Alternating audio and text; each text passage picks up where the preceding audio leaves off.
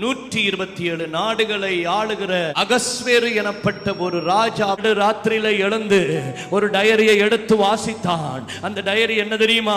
கடந்த நாட்களிலே அவன் வாழ்க்கையிலே பெற்ற நன்மை அந்த டயரியிலே எழுதப்பட்டிருந்தது. அந்த நன்மையை நினைக்கும்படிக்கு அவனுக்கு விழிப்பு உண்டானது. இந்த ராத்திரியில் தேவன் உன்னை தட்டி எழுப்புகிறாரா?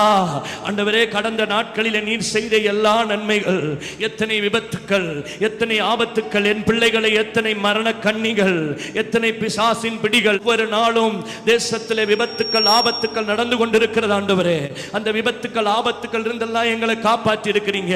அந்த வர்த்தமானங்களுக்காய், அந்த செய்யப்பட்ட உபகாரங்களுக்காக, செய்த நன்மைக்காய் நான் எண்ணத்தை செலுத்துவேன்.